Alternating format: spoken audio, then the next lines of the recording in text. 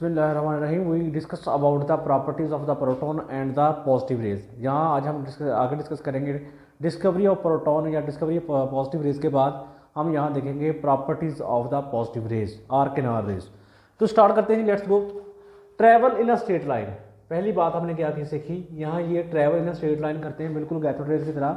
हमने कहा था वहाँ परपेंडिकुलर है, यहाँ लफ्ज़ क्या आएगा, they travel in straight line in a direction to the in a direction opposite to the cathode rays, opposite to the cathode rays। ये पहली प्रॉपर्टी, यानी जिस तरफ कैथोड रेज आती हैं ये बिल्कुल उसके ऑपोजिट मूव करती हैं।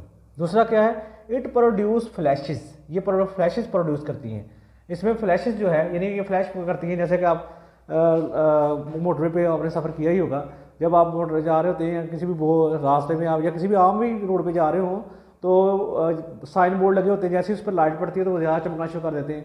तो यानी इस तरह भी ये जो है एज अ फ्लैश भी इनको काम किया जाता है, फ्लैश का भी काम करते हैं। They produce a flashes on a striking the, जैसे जेडनेस प्लेस अगर सामने आएगी तो उसके ऊपर फ्लैशेस का ये काम करते हैं। तीसरी प्रॉपर्टी पॉजिटिवली चार्ज, हमें कैसे पता चलेगा कि ये पॉजिटिवली चार्ज है। These rays are deflected in electric and magnetic field, जैसे ही हमने इन फील्ड के ऊपर यहाँ इलेक्ट्रिक या मैग्नेटिक, यानी जब इलेक्ट्रिक फील्ड और यहाँ जब हमने मैग्नेटिक फील्ड इस्तेमाल की तो इन्होंने क्या किया, वहाँ डिफ्लेक्शन की, यानी जैसे ही हमने यहाँ इलेक्ट्रिक और मैग्नेटिक फील्ड पैदा की तो इन्होंने यहाँ कैथोड रेज को डिफ्लेक्ट किया यानी कि पॉजिटिव होने की वजह से इन्होंने नॉर्थ और जो है इसके पॉजिटिव जो है उससे डिफ्लेक्ट शो की, जो इस बात को शो कर रही थी कि इसके ऊपर पॉजिटिव चार्ज होता है। चार्ज टू मास रेशो, ये बड़ा इंपॉर्टेंट इसका आर्टिकल है जो कि हमारे पास कैथोड रेज के बिल्कुल ये ऑपोजिट है और इसमें बड़ी चीज़ें आ रही हैं जिसमें बहुत ज़्यादा एमसीक्यूज पूछे जाते हैं।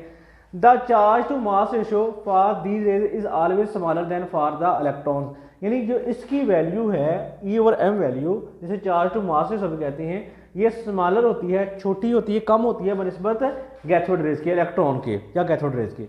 The E M ratio depends upon the nature of a gas, जबकि कैथोड रेज का हमने कोई भी गैस ले रहे थे, कोई भी हम ले रहे थे, वो सब के लिए सेम आ रही थी, जबकि हमारे पास यहाँ जो है प्रोटॉन की जो रेशो है वो डिस्चार्ज ट्यूब में जो गैस होगी हर एक के लिए अलग-अलग है। Use in the gas discharge tube, heavier gas smaller is the E over M value, यानी ये स्मॉलर होगी अगर हमारे पास हैवियर गैस होगी, यानी जैसे हमारे पास अगर हम कहें कि हाइड्रोजन इज 4 टाइम जो होती है वो कम जो है लेस डेंसर होती है बनिस्बत ऑक्सीजन की, तो इस लिहाज से यानी इसका जो हमारे पास है ई और एम वैल्यू वो स्मॉलर है, जबकि इसकी हाइड्रोजन की जो है वो लार्ज है, ज़्यादा है।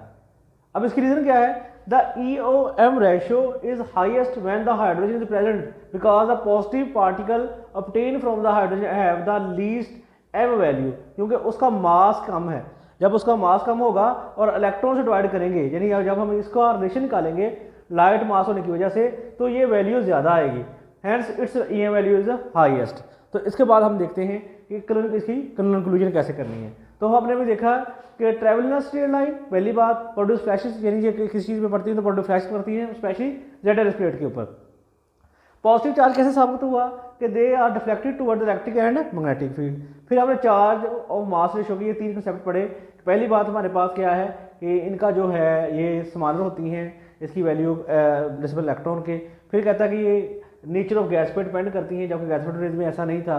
फिर हमने कहा कि हैवी गैस का जो वैल्यू होती है वो कम होती है, जबकि लाइटर की ज़्यादा होती है ड्यू टू एम वैल्यू, मास की वैल्यू की वजह से। अब इसकी तरफ कंक्लूजन की तरफ आते हैं, डिस्कवरी और इसकी प्रॉपर्टी के कंक्लूजन निकालें तो हमारे पास जो रिजल्ट्स आते हैं फाइनली, जो एम कैट और ई कैट के केमिस्ट्री के लिहाज से बड़े अहम हैं।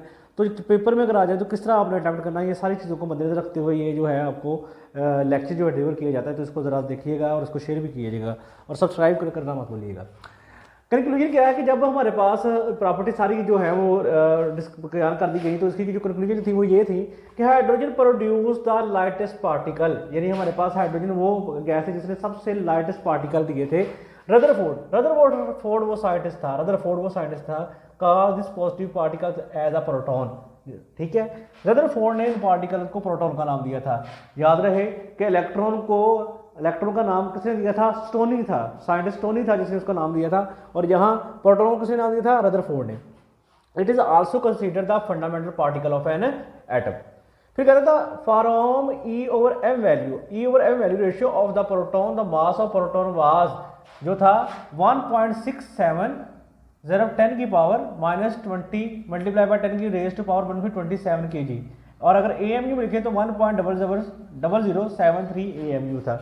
This was the mass over proton. The mass of proton is 1836 times greater than that of electron, यानी जो एक प्रोटॉन है वो इलेक्ट्रॉन से 1836 टाइम जो है वो हैवी होता है।